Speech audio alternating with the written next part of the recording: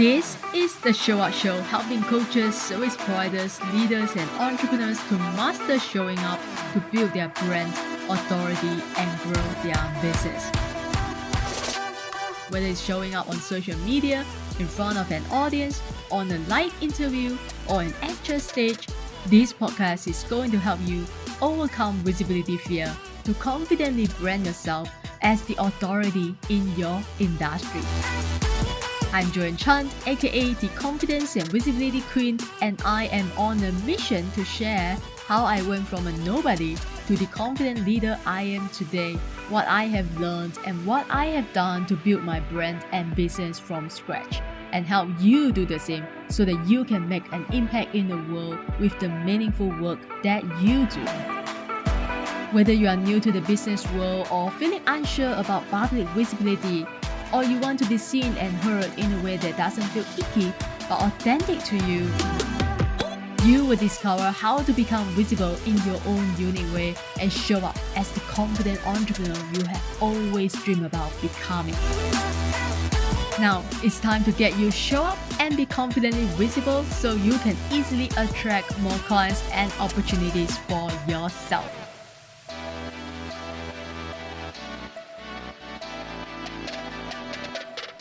Our guest today is a seasoned media communicator specializing in interpersonal communication skills. With over 8 years of dedicated experience in the dynamic realm of public relations and marketing communications, whether it's crafting compelling PR campaigns, refining marketing strategies, or simply enhancing your everyday interactions, he's your go-to consultant for crafting impactful messages and fostering meaningful connections. So guys, help me in welcoming the communication expert, Arturo Mauricio-Gonzalez. Hi, Arturo. Welcome to the show. Thank you for having me. So excited that you are here, and I enjoy our pre-talk.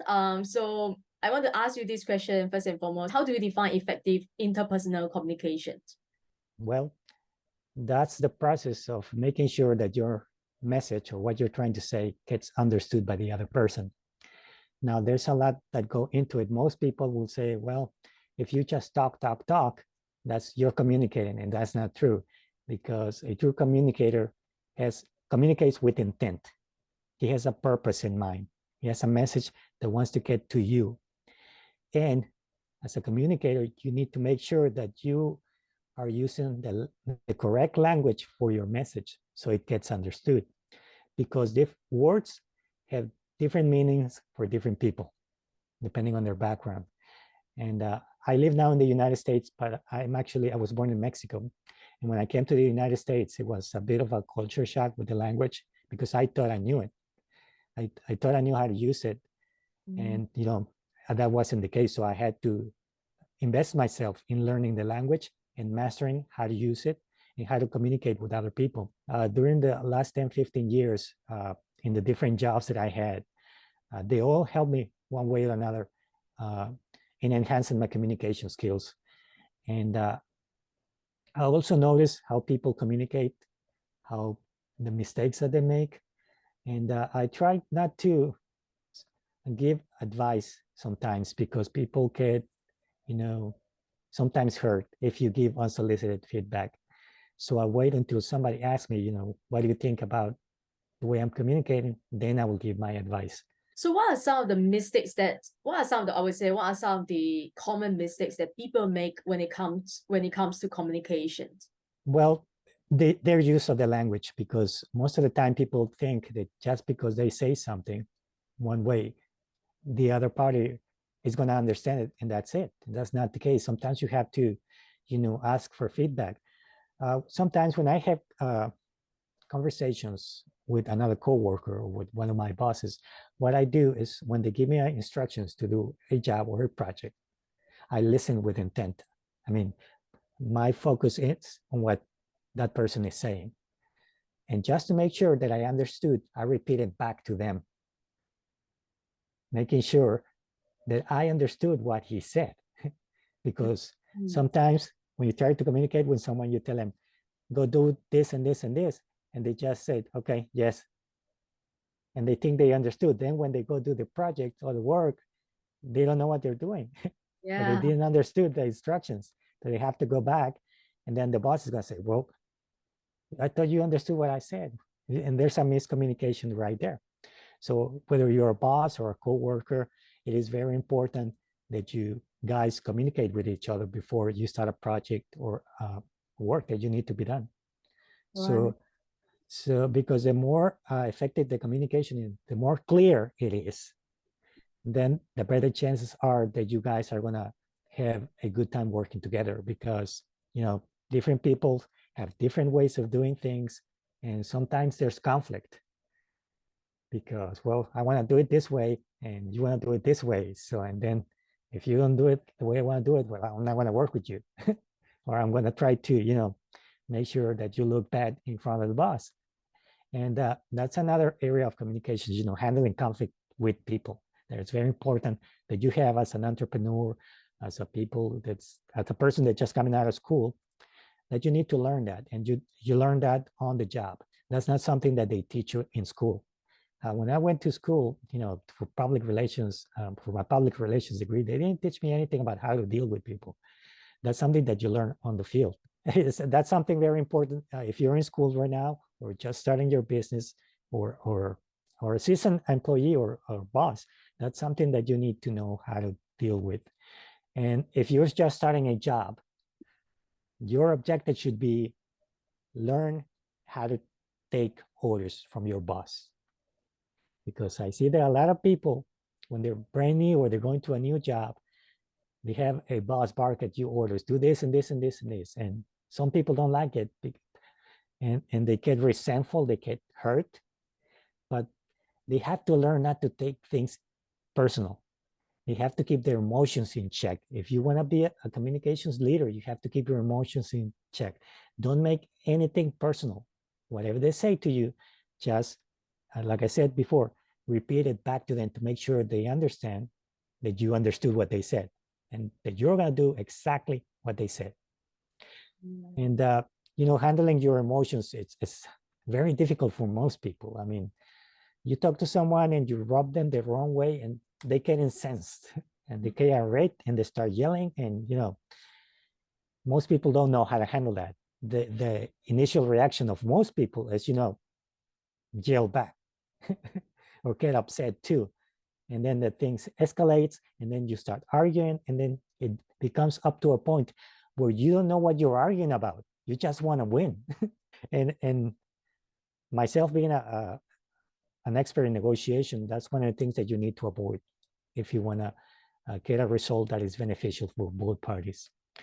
What I do most of the time when I get into a conflict that I didn't start, I said, okay, well, let's try it your way and see how it goes, right? And if it works, well, we both win. We got the job, we completed it, and we go home happy with each other. And maybe the next time we'll work again together. But there are some times when the other person, no matter what you do, whether whether he likes you or not, I mean, he's going to try to undermine you. And recently I had an experience like that where, and I have to say this before I go into the story, when you meet people, you have to keep in mind that 20% of the people you meet are not going to like you, no matter what you do. That's a fact. Yes. And I noticed that when I go to networking events, and I go with that mindset. Okay, if there are 20 people in there, 4 are not gonna like me, no matter what I do. Okay, I'm just gonna be nice. So, but you gotta keep in mind also that there are other 80% of the people are gonna like you. So try to focus on that if you wanna be successful in networking or communicating with other people. But back to my example, I was gonna give you a bit about this conflict I had with this person. He treated me like I was, dirt, to put it bluntly, because he was more experienced than I was, and I understood that. But at the second time I had to work with him, I tried a different tactic with him, because I have a photographic memory of everything that people say to me. I remember facts and the way they said it and how they said it. So I remember the previous time it didn't work out. So this time I tried a different approach. I tried to agree with him in advance. So when we got to the job site, the first thing I told him was, you were right the last time. Why don't we do it your way and see how it goes? Because I think the advice you gave me last time was very helpful. And by saying that, he kind of softened a little bit his attitude, so became more amiable, more friendly. And he started offering more advice, positive advice that the last time he didn't do. So that's a very useful tactic if you want to put it in your toolbox whenever you are in a conflict situation with a person like that. And you're going to find them. I think that there's a lot of people out there who don't know how to handle conflict. And the first thing is that in their mind is, well, I'm going to go find another job where they treat me differently. But I got news for you. Yeah. If you go to a new job, you're going to find those people there too. They're Yes. everywhere. So there's no way to escape them. So the best thing you can do is learn how to deal with conflict by becoming a better communicator. And that is something that I focus on. Wow, that's so helpful. Yeah. So I think the other issue when it comes to communication is that a lot of people are struggling with, and I heard this a lot of times, too many times, people say they're struggling with conveying their thoughts clearly. Like, they don't know how to, articulate their ideas confidently, even when it comes to social media or, writing emails or things like this. So what are some of the tips or strategies that you can offer that can help us articulate our ideas or thoughts clearly and confidently? Well, that is something that I can very easily tell you about because I was like that. I was a very shy person growing up. I didn't talk to a lot of people. I had like 3 or 4 friends, very close friends that I talked with them, but with everybody else, I was very shy. And as I grew up and my friends started, moving out and carrying on with their lives, I found myself all alone. So I had no other option but, come out of my shell and, face the world. And one of the things that I was very passionate about was, growing up was broadcasting and radio and television. I love that field. And I think that's one of the reasons why I love, being in the communications. And one of the things that I do was to study people that were very successful communicators, whether in radio, TV, public speakers. I invested myself in them. I learned from them how they express their ideas. If there was an interview show, I tried to pay attention to the kind of questions they asked their guests. And that's the way, because, they're very good communicators. They know how to have a conversation. That's an art that's been lost, I think, today.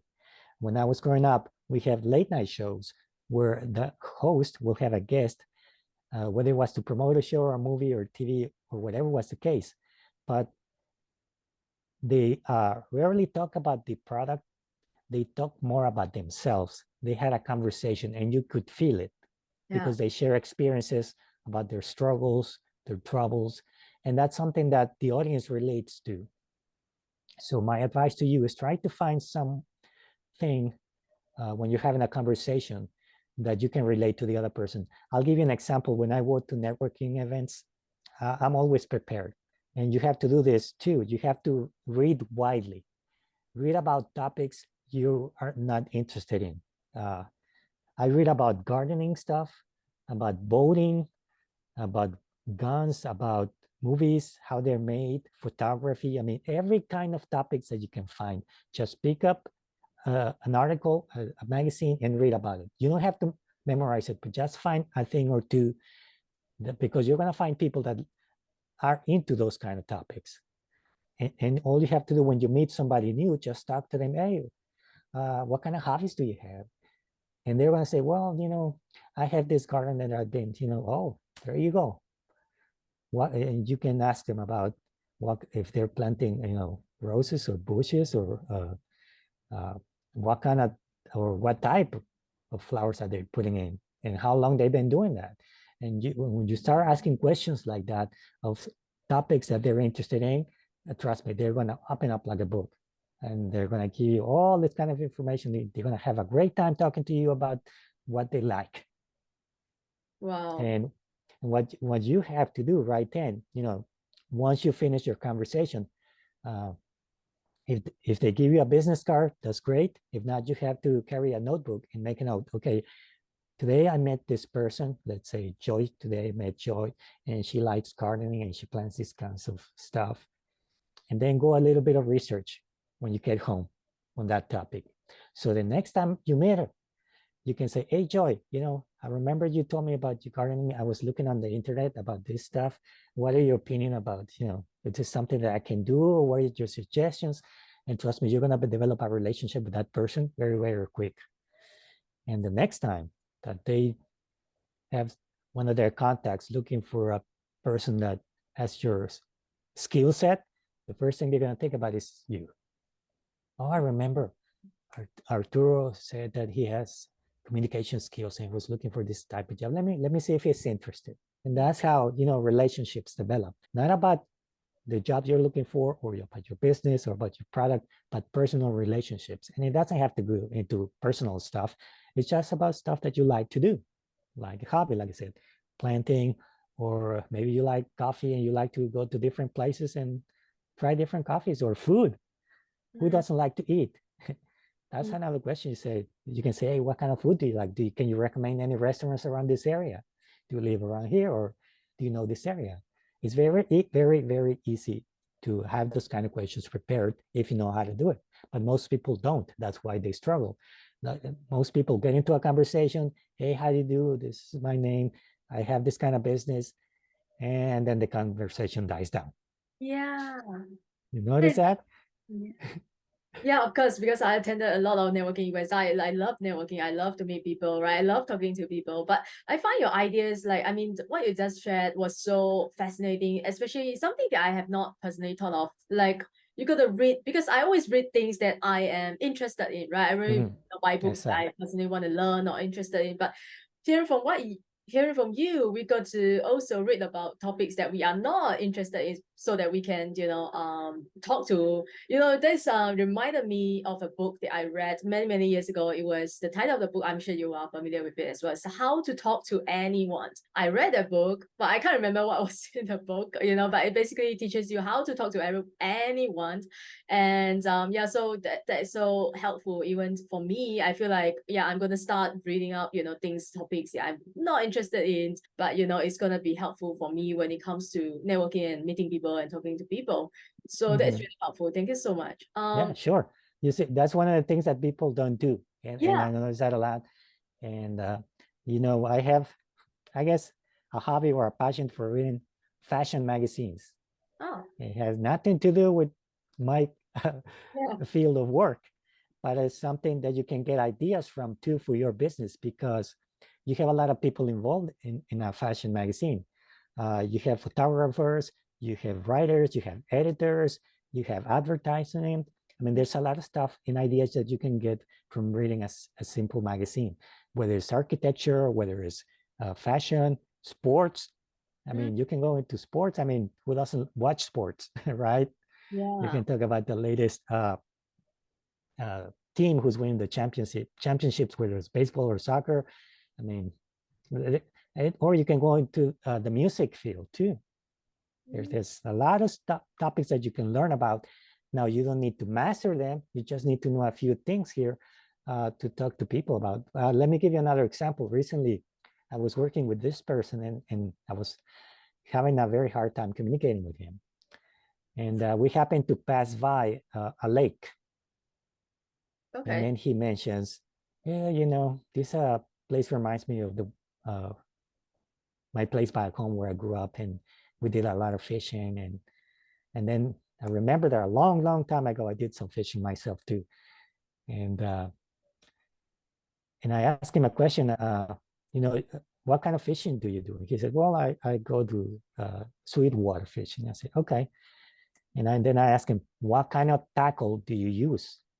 A tackle is the bait. And then you should have seen him, his face lit up and said, oh, I use this kind of stuff. And sometimes I use the plastic ones, but I think this one is better. And this you can catch this kind of fish with this. And I mean, for about 15, 20 minutes, he went on and on and on and on about, and I could notice the love that he has for his hobby, for his passion that he has. But that's another example of how people can open up to you, and then afterwards be more trustful with you or be open to communicate with you because you understood them. You understood their passion. Even if, I mean, it was just a simple question that I did. I didn't do anything else. And but you can connect with people like that.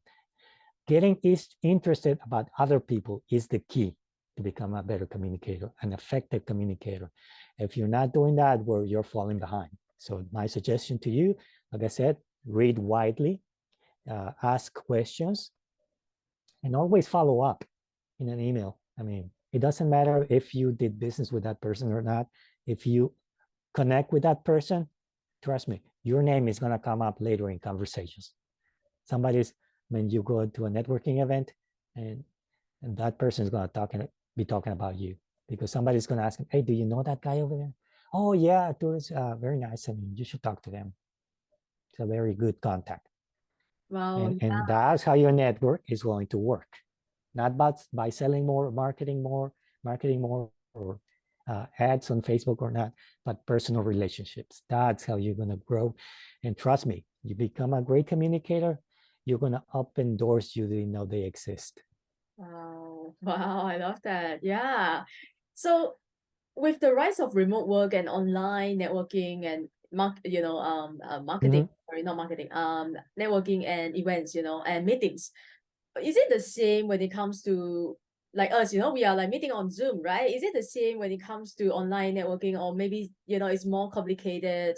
What are your thoughts on that? Well, for me, I think it's a bit more complicated because I like to read people's body language. That's another area where you need to a little bit interested in too. But I prefer personal meetings in person rather than social media. But I think the pandemic really did us a disservice because it made us feel comfortable being at home and not going out. And as human beings, we need to be in contact with other people. Right. It is very important, not only for your social skills, but to develop, that kind of communication skill that you need to be successful in business or in your personal life. And as a tool, I think it is useful, like the way we're doing it right now, because, we live in different continents, and yet this technology allows us to have a conversation. But my suggestion for everybody out there is get out of where you are and do it. You can become more successful in meeting people. Like I said, it's going to bring you more opportunities and you're going to be better at it. Right. Wow, yeah, it's so true because I'm very comfortable at my home, right now, and I get to meet people all over the world, and I feel like that is amazing, right? But I do like you're right. We crave human connections, right? Because 2 years lockdown pandemic is really bad for our mental health as well, like our personal well-being. So we need interaction, we need people. So yeah, so that 2 years of lockdown at home, I was so lonely and I was struggling alone, So when it comes to public speaking, a lot of people are afraid of public speaking. Public speaking is the #1 fear for so many people. How do you help people? Maybe give us a tip to overcome public speaking fear, because a lot of people, they are listening to this, they are leaders or they are business owners, they are entrepreneurs, they have to be in front of people quite often, or even go on a podcast is also part of public speaking. What is your strategy for that, or your one tip to overcome public speaking?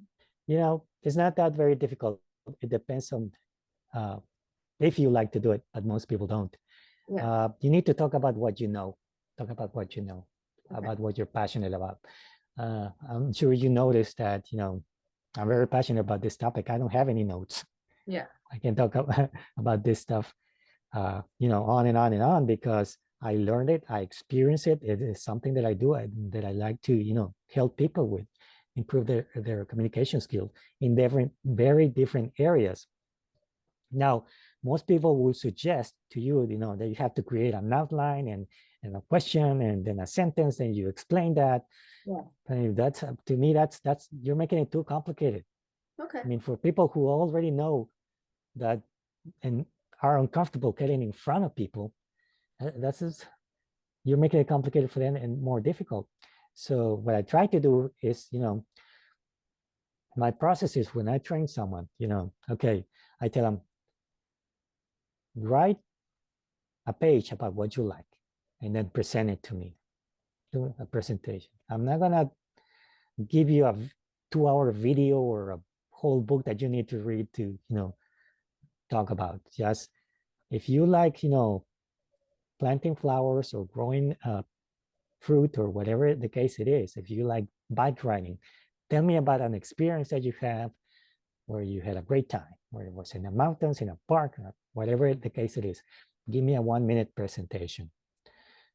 And what I'm going to do is going to look at you, see how you give me that presentation. And then based on the technical stuff that, we know, I will make suggestions. Okay, this is what you need to do.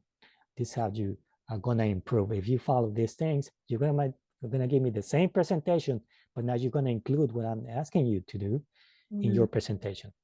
And that's going to make you better. And the trick is that you make changes little by little. People who are afraid to talk in public are not going to change overnight. You have to do it gradually. So what I'm trying to do is, do things a little bit at a time. Okay, tomorrow you're going to give me this. The following day, you're going to do something extra. And then you're going to change the topic and make it a little bit longer and longer and longer.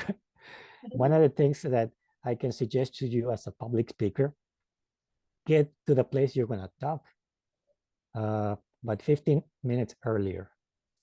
Okay. And I know this is going to sound weird, but you get into the room and practice your speech and walk around the room. And as you walk around the room, start touching stuff. Touch the table, or touch the drapes, or touch the seats, the table, the microphone, touch a little bit. Why you need to do that? Because you need to get comfortable with the room. So you are not afraid of the room. You know where everything is and how it feels. So that's it. Wow. And tip number 2, when you're in front of the people, most of the people most of the presenters don't know this, but you don't actually need to see people in the eyes. All you have to do is look above their heads to that point behind there. Because when you look about the point behind their heads or top of their heads, people think that you're looking at them, but you're looking behind them. Okay, I'm gonna stop here. So what if we are in a room full of people? Because usually when it comes to public speaking, we are in a conference or hall, and it's not just one person. How do we look at like thousands of audience like at the same time? How do we maintain eye contact? Yeah. Yes. Just look around the room when you're talking. Okay. I mean, you don't need to focus on what person, or you can, but when I'm sitting in a room, I don't know if you're looking at me or not. You might be looking at the person behind me, but I feel because of your range of vision that if your eyes are pointing at me, I think you're looking at me when you're actually looking at the person behind me. And that's one of the things that people are uncomfortable with, looking people in the eye. And here in America, I mean, it's something that is essential, that you look people in the eye so they can trust you. That's the way they know that you are being honest with them. And for people like me, like us, who come from a different culture, where, looking people in the eye sometimes is not, it's frowned upon because it's not in our culture, not in our nature to do that. So I know sometimes people look down when they're talking out of respect. And that's the way I was taught, And here in America, it's different. You have to look people in the eye to create that connection. And so you don't have to stare too, but you can look away for a moment and then establish that contact again. And that's how you develop trust here in this society. And one of the reasons why I wanted to come in your show was so I can reach some people from other cultures and try to explain how it is done here and help them too. So that's everything you shared today it's been so helpful. But the last thing that I want to ask you is, because you talk about so many things, we talk about so many things about speaking, communications, networking, right? We cover it, like almost all all the skills needed for us to be successful in life or in business. So what is really one thing that you want my listeners to take away from this episode, or maybe one action that you want them to take after this episode? Start practicing. You're not going to become better unless you practice. I practice in front of a mirror. Okay. Talking. If I have a speech coming up, or if I'm gonna meet with you, like before I was meeting with you, I have, my points prepared, and I was just talking them. In broadcasting, when you're studying broadcasting, one of the things you have to become comfortable when you work in radio is talking to yourself in a dark room. Yeah. If you cannot do that, you're not gonna be successful. You gotta Yes. pretend like there's somebody there and you're talking to him or her. And Yeah. that's very difficult to do. Yeah. And what I can say to your listeners is that you have to practice and you have to get out there and do it. Go meet people. Even if you say, hi, how are you doing? That's it. You get the conversation going. You pick up clues, like we said earlier, talk about their hobbies, talk about their watch or something that they're wearing. Oh, that's a very nice watch. Where you get that? What kind of watch it is? Wow. Yeah. And that's how you start conversation. And you have to realize if you don't do it, somebody else is going to do it. So you want to be successful, get out there and do it. Yes, I love that. Yeah, thank you so much for coming today. And now tell my people where they can find you online, or if they have any other question, or if they want to work with you, where they can get to know you more or connect with you. Yeah, they can reach me on my website at dnamarkham.com, or they can send me a message there. I'm also on LinkedIn, on YouTube, Facebook, and hopefully they'll reach out. And I'm really willing and able to help. Yeah, guys, you can see that he has already offered a lot of free advice today. So make sure, I know you learned a lot from today's episode, just like me, to better your communication skills. If you have any question, you can send us a message. You can leave a comment below if you're watching this on YouTube. And make sure you visit the show notes where I put all the links and find all the resources that we have for you today. If you want to learn how to become confidently visible in your industry without the anxiety and overwhelm, this podcast is for you. And you can follow me as well on Instagram for daily tips and insights on confidence and visibility. And remember to hit the subscribe button so you never miss another juicy episode. Thanks for watching and thanks for listening today. And until next time, keep showing up. Success doesn't show up for you until you show up and pursue your own success. Like he says, get out there and meet people. Thank you for listening to the Show Up Show with me, Joanne Chan. If you want to create more confidence, visibility, and authority in your business, send me a message on Instagram at Joanne Chan Coaching. DM me the word show up, and I will send you my free signature training, Visibility Creates Possibilities, that you can watch right away to start exploding your visibility today.